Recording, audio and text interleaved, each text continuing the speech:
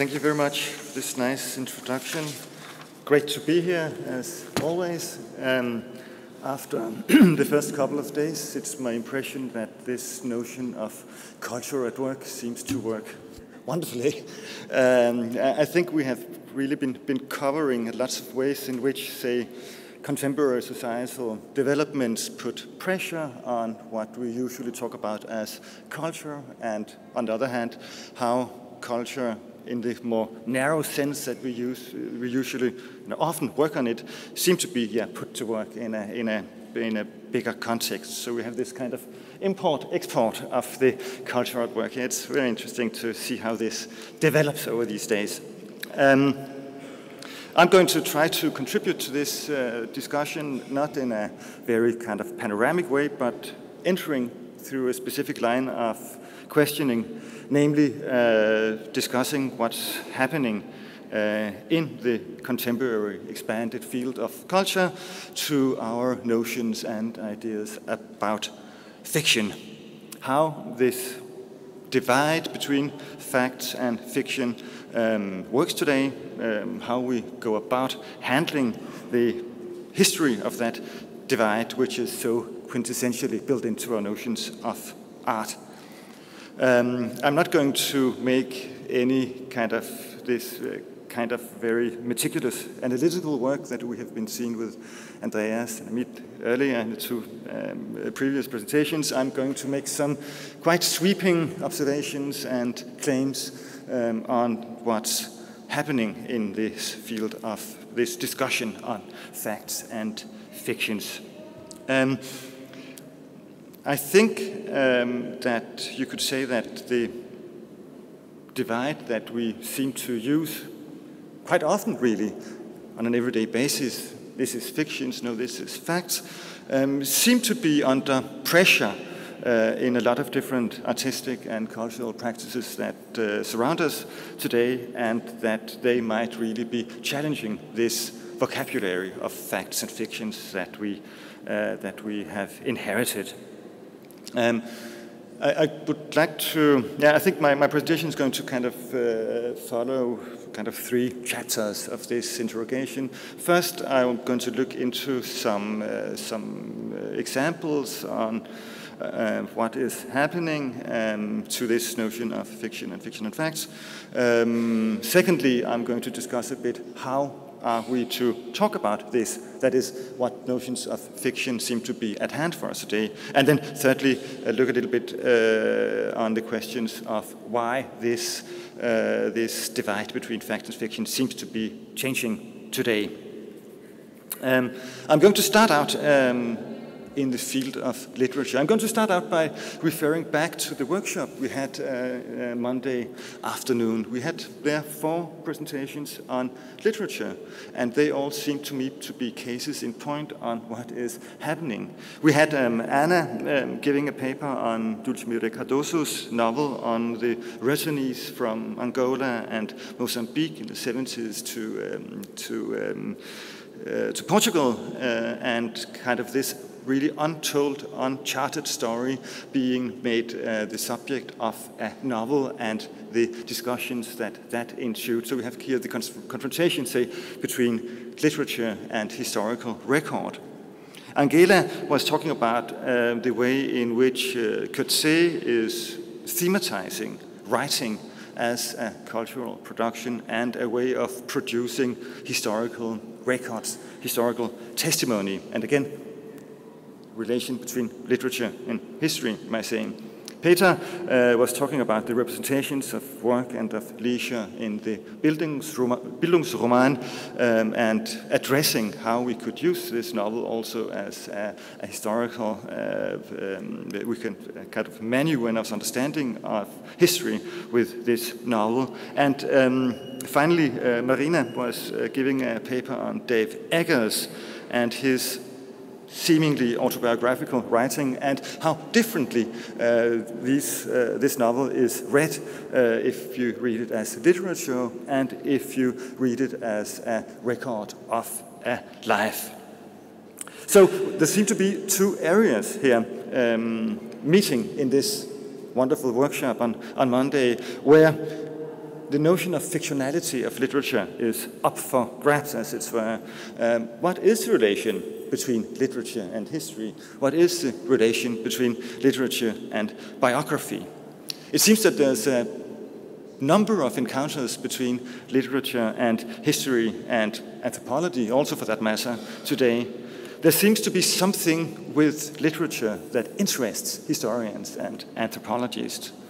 It seems that writers have the craft to note with some precision what people think and what people do at certain historical stages.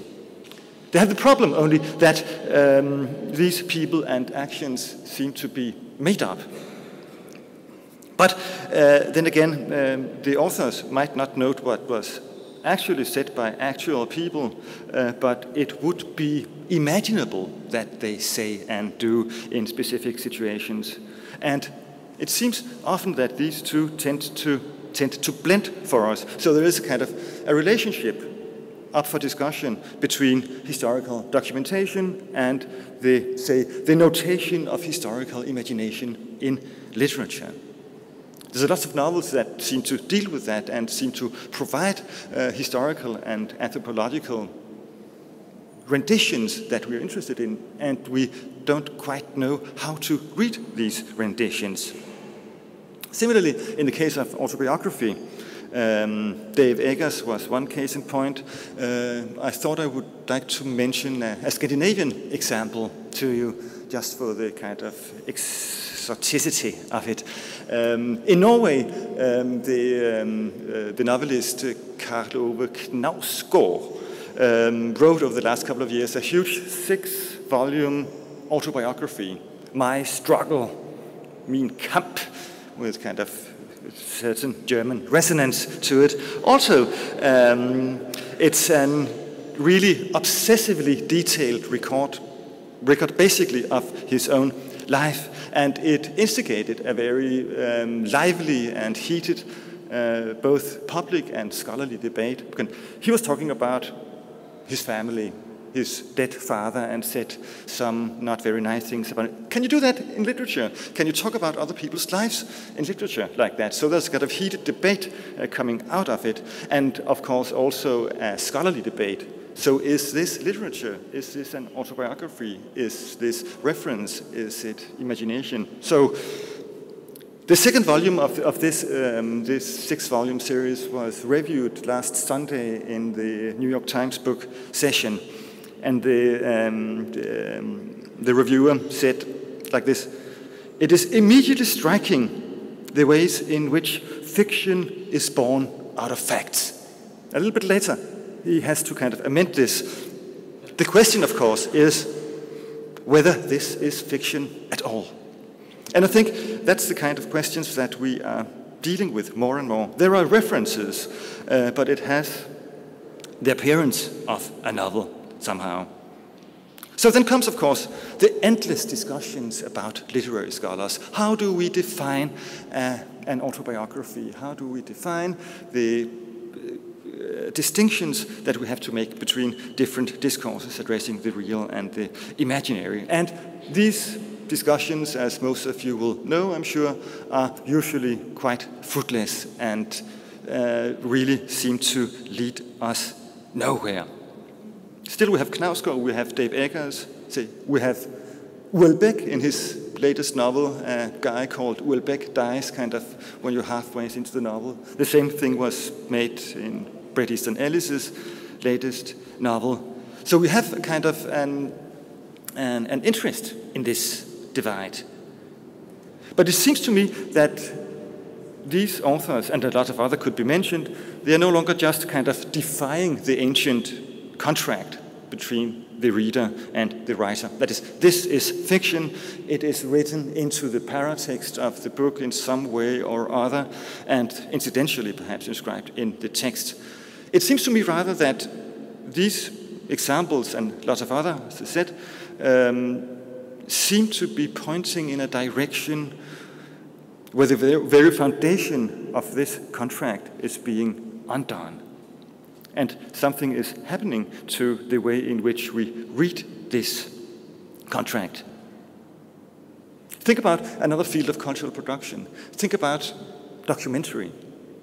Documentary used to be a quite marginal genre of film production and has become, over the last years, 5 years something, one of the most thriving genres at all in the production of cinema.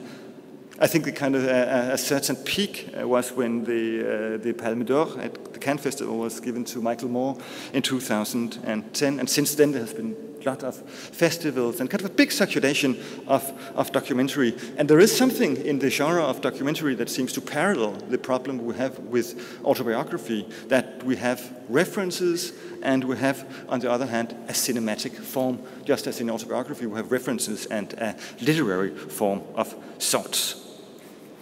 And I think this discussion also on documentaries seems to be rehearsing the long-standing ambivalence that we can record in our relation to photography.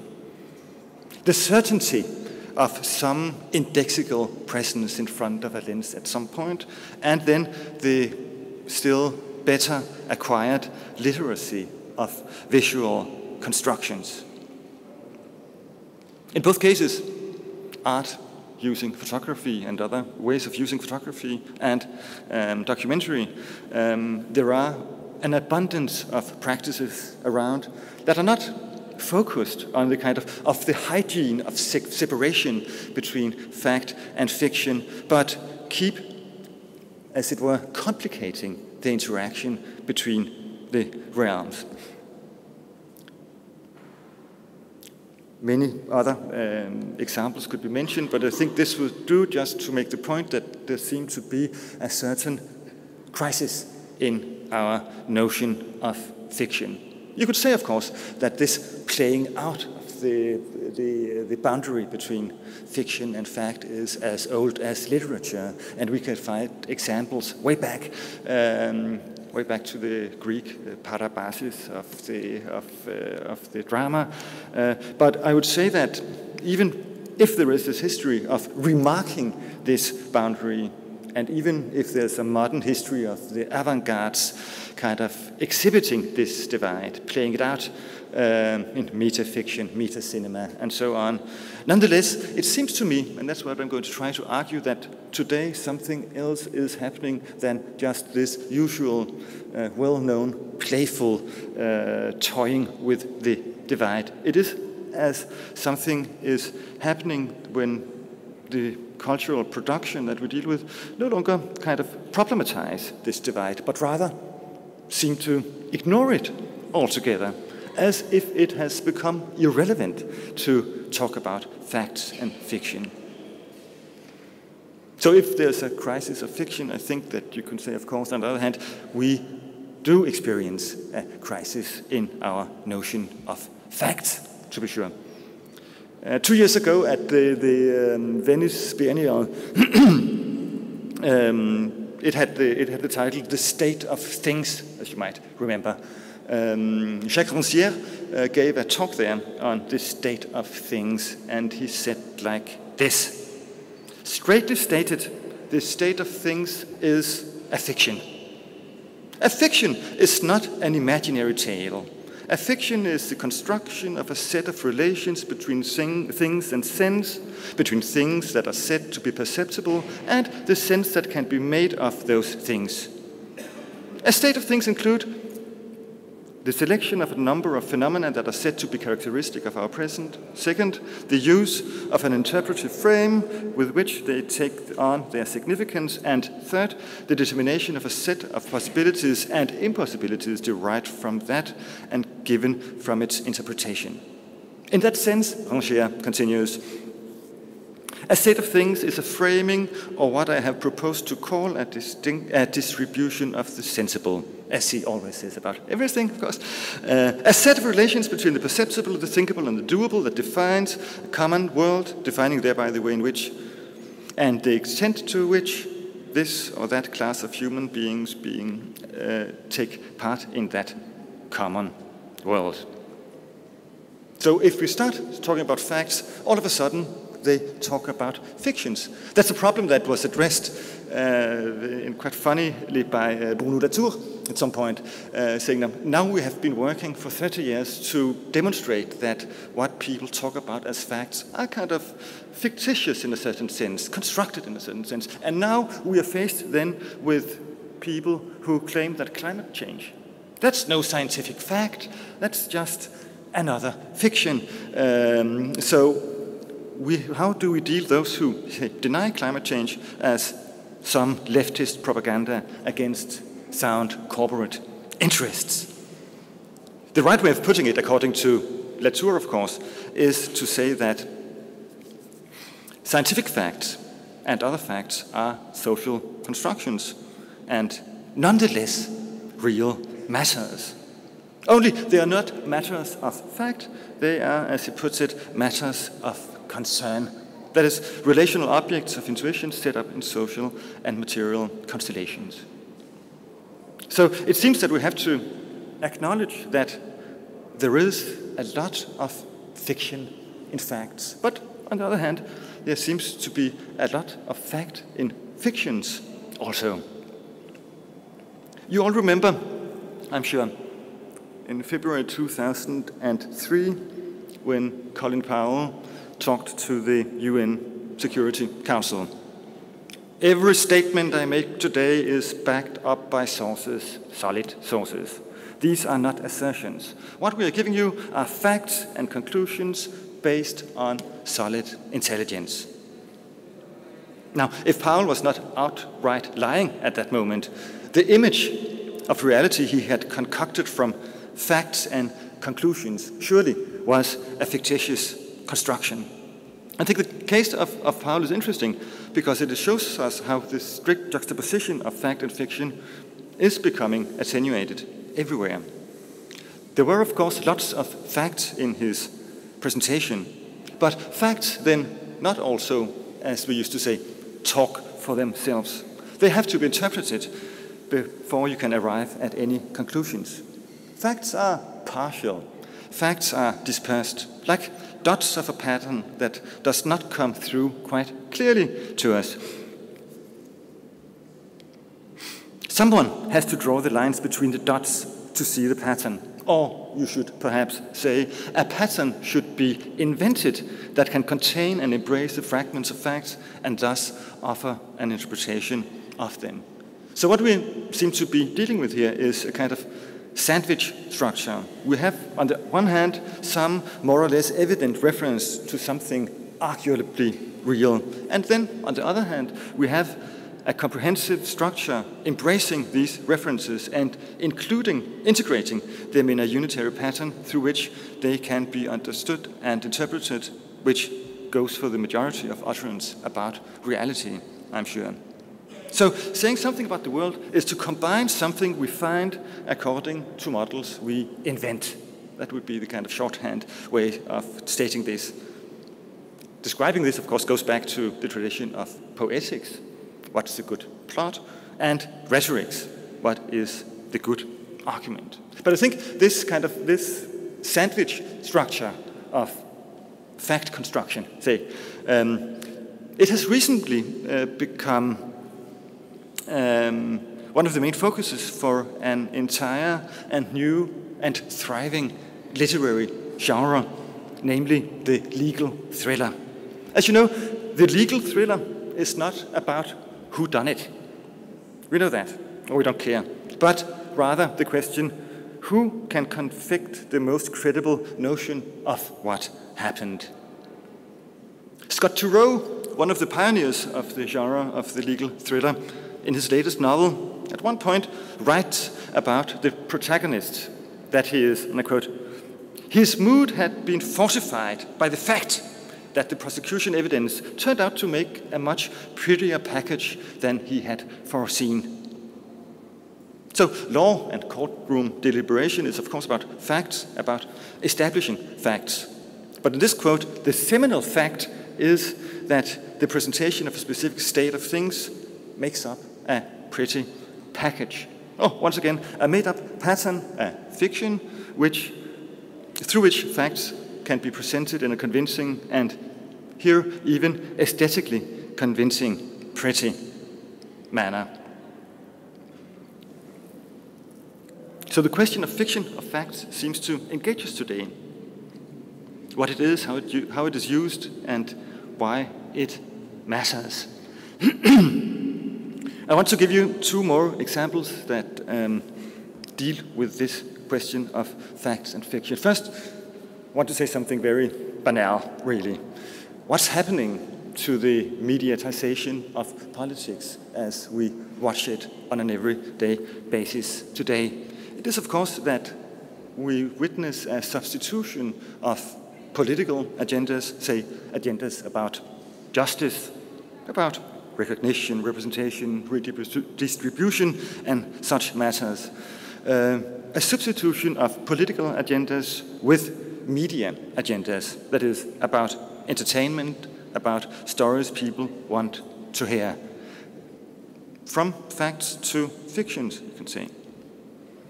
Another example, we have mediatization of politics, we have financialization of capital as another case in point. Perhaps you remember this movie that came out a couple of years ago called Marcin Call, about an investment bank that was able to sell out at the cusp of the 2008 bubble, thus both cleverly avoiding the downfall and at the same time initiating and producing so much more the downfall for the other companies. I have a short clip of this film. Perhaps. Yes? Please, sit. Congratulations are clearly in order. They did the best they could. You did a hell of a job, and I thank you for it. Come on, sit. Excuse me for eating, but it's been a long day. Can I get you something? No, nothing, thanks. So, what can I do for you? I want out. I'm done. I want out. It's been a very difficult day. I need you to release my options. If they're worth anything after today, I want my bonus. I'm out. You'll get your bonus, your options, and keep your current base, but I need you to stay with me for the next 24 months, okay? Oh, come on, Sam. Put a smile on your face. You did some good today. You said that yourself. You know, I'm starting to feel a little better about this whole thing. You're one of the luckiest guys in the world, Sam. Could have been digging ditches all these years. That's true. And if I had, at least there'd be some holes in the ground to show for it. I just don't know how we fucked this up quite so much. When did you start feeling so sorry for yourself? It's unbearable. What? So you think we might have put a few people out of business today? But it's all for naught. But you've been doing that every day for almost 40 years, Sam. And if this is all for naught, then so is everything out there. It's just money. It's made up. Pieces of paper with pictures on it so we don't have to kill each other just to get something to eat. It's not wrong. And it's certainly no different today than it's ever been. 1637, 1797, 1819, 37, 57, 84, 1901, 07, 29, 1937, 1974, 1987. Jesus, didn't that fucker fuck me up good? 92, 97, 2000, and whatever we want to call this. It's all just the same thing over and over. We can't help ourselves. And you and I can't control it or stop it or even slow it, or even ever so slightly alter it. We just react. And we make a lot of money if we get it right. And we get left by the side of the road if we get it wrong. And there have always been and there always will be the same percentage of winners and losers, happy fucks and sad sacks, fat cats and starving dogs in this world. Yeah. There may be more of us today than there's ever been, but the percentages, they stay exactly the same.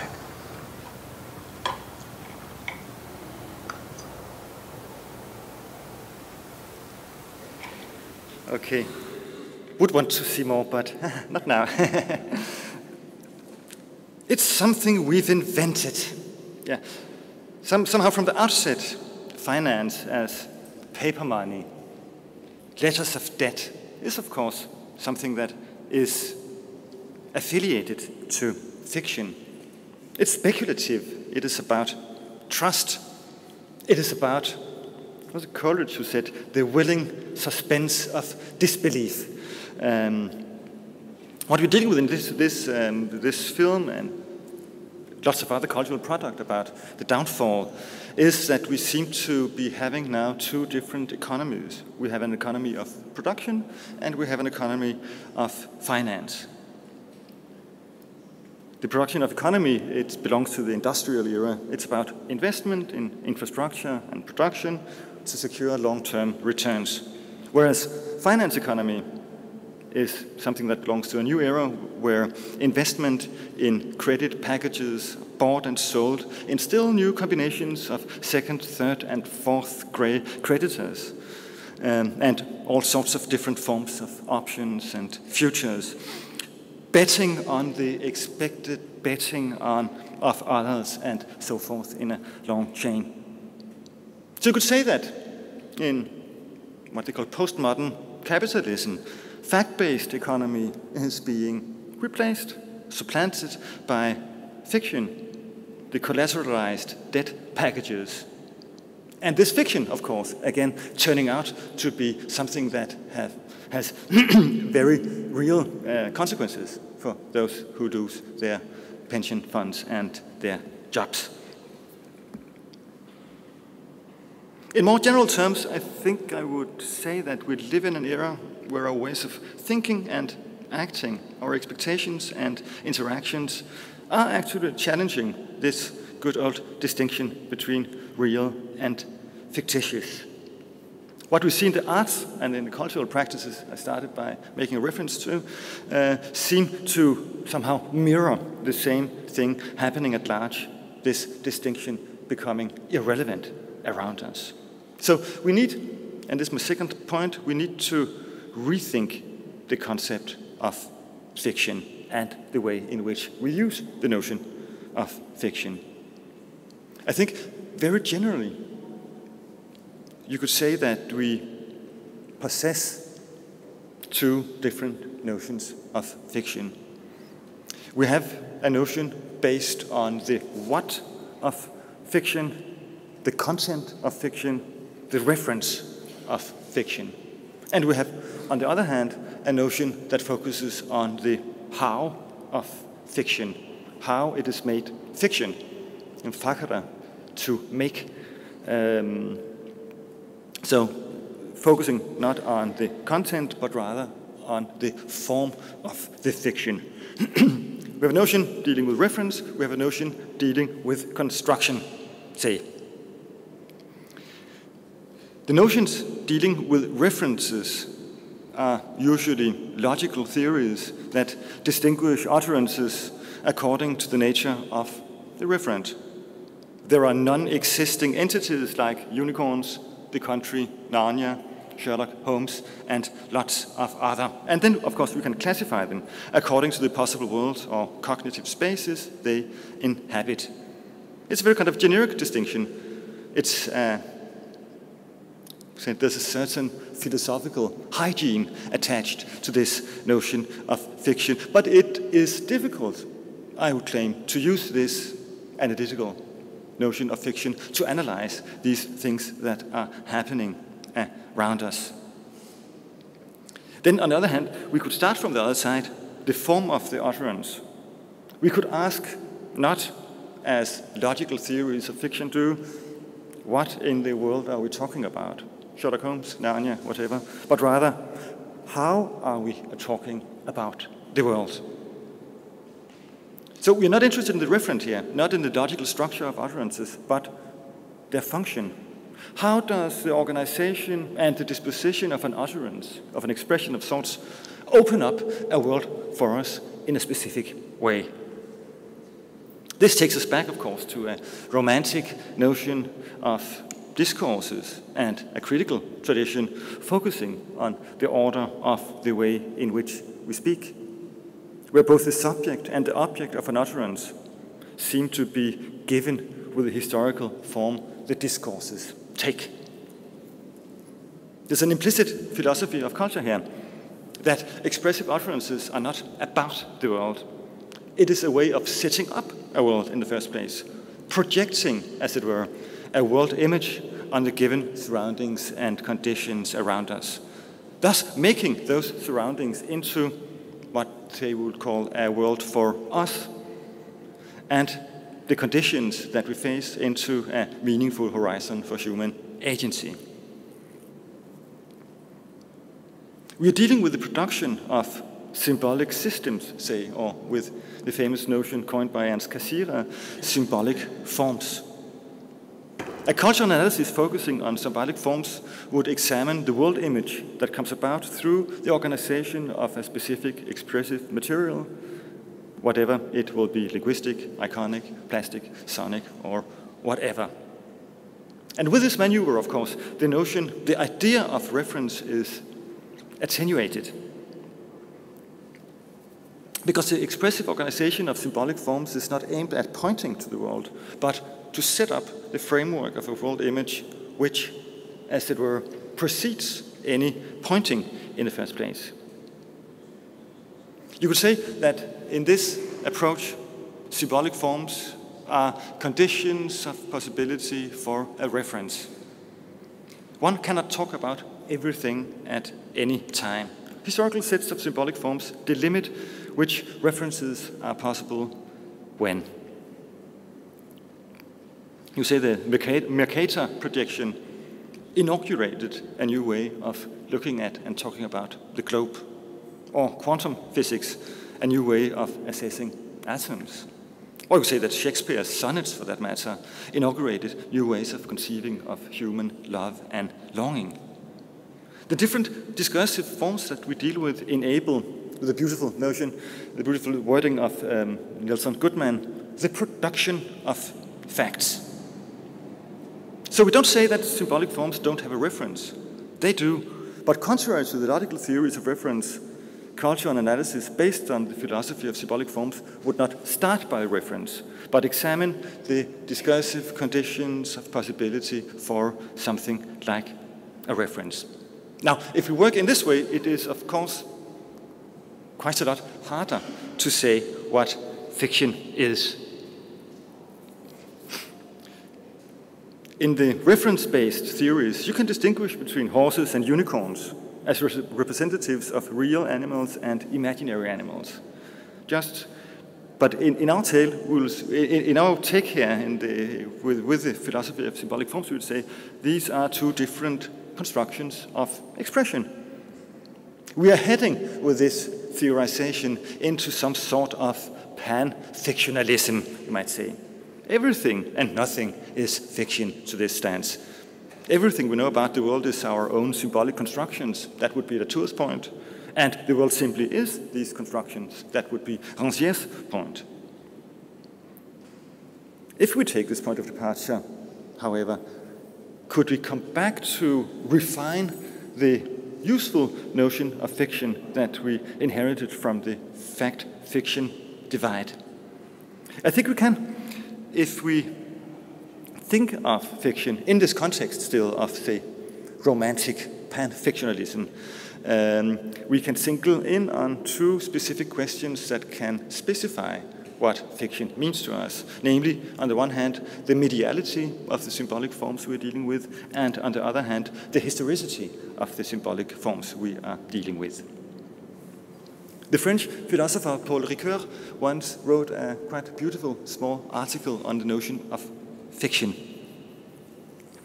And in order to deal with this predicament of pan-fictionalism, he suggested that we combine the notion of fiction with the notion of imagination. Imagination in a, say, Sartrean sense, that is, not as a faint trace of a perception, as in traditional theories of imagination, but as constructed mental images. Sartre said that in the 40s. To imagine is to construct objects of intuition in your head.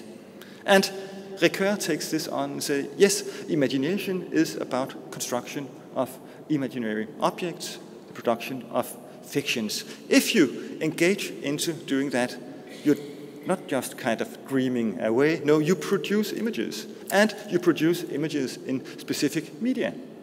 You have, as they say nowadays, medial affordances that will help you construct images in specific ways. So there is an exteriority to imagination. To imagine, you have to engage with some material of imagination. What Ricoeur offers us here is, you could say, a materialistic theory of imagination, telling us that fictions will, of course, be specific to the media in which they are produced. So there's a medial specificity and a certain materialism in the notion of the production of fiction through imagination.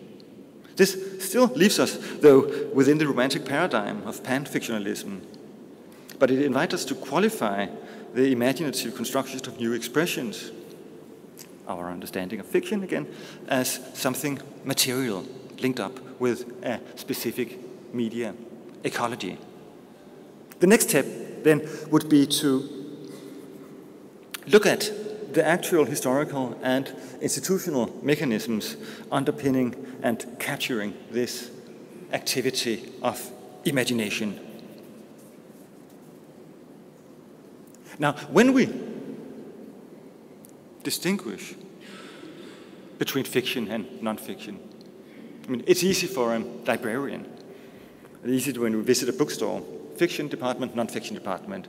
We seem to need somehow to have this sort of divide, but we cannot underpin it ontologically.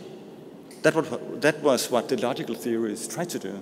There is an ontological difference between going left to the fiction or right to the non-fiction department. We cannot support that in this line of reasoning that we are trying to move through here. So we have to add something, namely that there is a specific function that is given to a specific set of symbolic forms at a given time. There is an institution called fiction if there's not an ontological concept called fiction. In the field of literature, the notion of fiction can be dated quite precisely. Let me quote here Catherine Gallagher. In England, she writes, between the time when Defoe insisted that Robinson Crusoe was a real individual, it was in 720, and the time when Henry Fielding urged just as strenuously that his characters were not representations of actual specific people, that was in 1740 something. Between those two dates, a discourse of fictionality appeared in and around the novel, specifying new rules for its identification and new modes of non-reference. What comes up at this historical time, in other words, is a new framing of a set of texts, a framing that invites us to deal with them in a peculiar way, read them as fictions, rather than reports and renditions. Fiction, in this sense, is not a textual phenomenon. It's just something that we can see from a text. Is this a fiction or from its reference? It's an institutional phenomenon. It's a framework within which expressions are produced, circulated, and consumed according to specific guidelines given by these institutions. So we should not talk about fiction tout court. We should talk about specific regimes of fiction. When we make our everyday distinction between fiction and non-fiction, we are doing it according to one particular regime of fiction. And when we, as we might be now, start feeling that the ancient divide seems all of a sudden no longer quite to apply to what we experience, we might then be engaged in a transformation from one regime of fiction to another regime of fiction.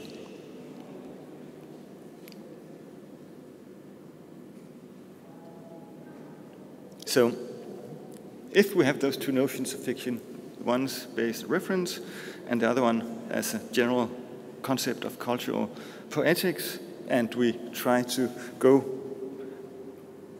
with the last, we find out that it is a quite baggy concept, really, the way in which Rancière uses it right now.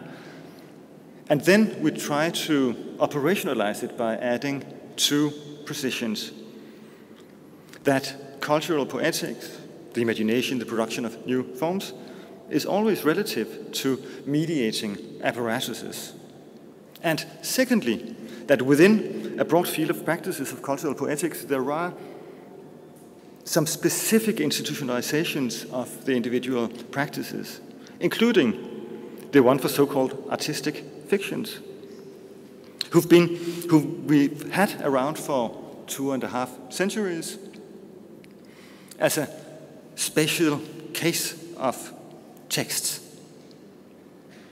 where you can produce references in a peculiar suspended form and develop very specialized techniques for imagining the real, where imaginative splendor is paid by reduced social usability, say. Now finally, some words on how come we seem to be in a transition from one regime of fiction to another one. If we are, but we can discuss that. It seems that the boundary between fact and fiction, which has accompanied Western history for 2.5 centuries, seem to be not applicable to lots of phenomena that we deal with. You could say that what we are dealing with here is a de-differentiation of social spheres of agency. The very specialized field, institutional construction of the notion of fiction seems to be somehow de-differentiated. It seems as if social practices are starting to migrate between these different specialized spheres at which we recognize modernity.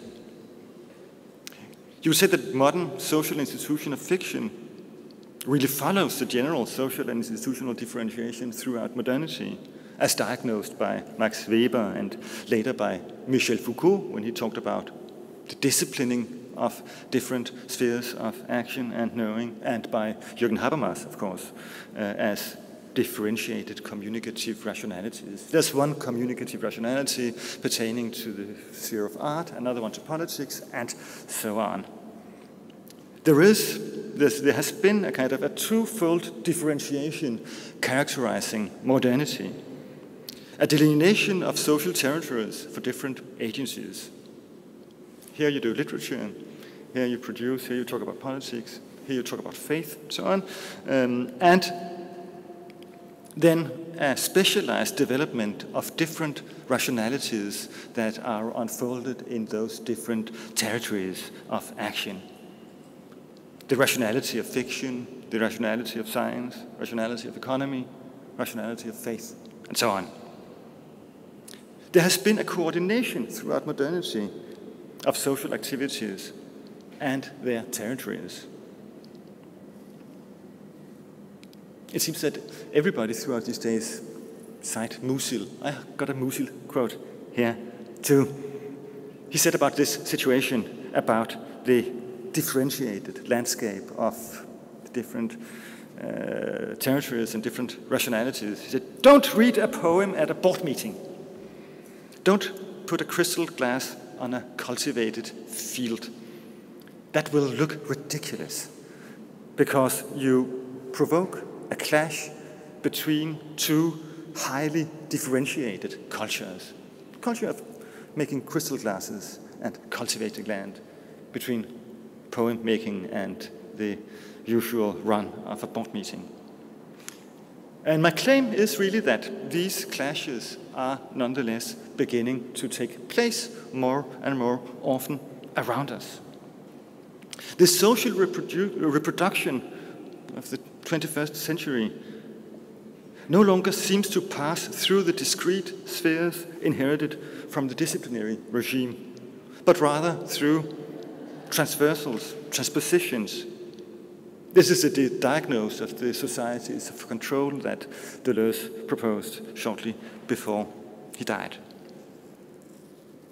In this situation, we need to talk about fiction, not only within art and literature, but also within financial speculation, within the realm of politics, within the realm of law and deliberation in courtrooms. Fiction seems to be losing its privileged relation to a specific, differentiated social sphere and starts, as it were, to migrate. This de-differentiation is an attenuation of the close relation between different cultural poetics and the social and institutional territories that they inhabit. And with this, of course, comes a new awareness and a slight doubt very often, in theory, know that all of us, concerning how to understand the utterances that we meet in social life today. Very often we ask ourselves, is what I'm listening to art, or is it a political statement? Is this a religious speech, or is it a political speech that I'm listening to? Am I watching an artistic achievement or contemplating a personal brand? The boxes we possess don't seem to fit quite with the phenomena that we look upon around us. It's sure that when cultural poetics and the production of symbolic forms start to migrate like this, it instigates a lot of social dynamism. Think what happened when physicists and rocket engineers, made redundant after the end of the Cold War, started creating algorithms for Wall Street. Think about what happens when business management appropriate the pedagogies of creativity known in our fields. Look what happens when dramaturgy becomes a tool for political campaigning. There seems to be a big impact when a practice developed in one field is reinstantiated in another field and blending the qualities from different fields. So we are dealing with perhaps an upcoming form of social reproduction that relies more on transversal migration of social practices rather than reproduction through the confirmation of the territories of knowledge and agency that we inherited. Okay, so my case is, to sum up, fiction, the notion of fiction, if we step a little bit aside from the logical definition of fiction based on reference. Fiction then comes in two formats. Fiction, in the romantic pan-fictionalist way, is about making expressive forms. It is about opening worlds of possible agency. It's a cultural poetics with a good notion coined by New Historicism. And then on the other hand, we had the specialized and institutionalized craft of fiction, which existed, say, 1740 to 1991, 2000. We can discuss this. Anyway, we see that the latter, the specialized craft of fiction, seems to bleed in to the social production of utterances. Fiction making at work, as it were. And at the same time, the production of social discourse, broadly speaking, tends to become more self-conscious about this fictionalizing device that underpins it. This self-consciousness about fiction that we know from literature seems to be something that we recognize here and there in the social agency and social discourses around us. So fiction making no longer only caters for specific social sphere of artistic imagination, but has become a productive intervention in the social imaginary at large, and thus in the social fabric. The tools of fiction making seems to become unbound in the production of selves, of a lot of different discursive and medial platforms, the production of political facts, the production of financial forms, the production of commodities. What we know as innovation, couldn't that be described as fiction making? I think this is a situation of which our first artistic and cultural and literary phenomena are symptoms, eventually then leaving behind the neat distinction between fact and fiction and investing the different historically grown modes of production of significance in a common and open sphere of social imagination. In art, in politics, economy, faith, welfare, the production of signifying forms no longer target specific and enclosed spheres of rationality and agency, but interweave in that which Castoriadis once called the radical imaginary, the human stratum of social life. Now, our topic today, frames of experience. You think this take I have tried to convince you about on fiction is really about how we can see the unframing of what fiction was as one instance of culture at work. Thank you.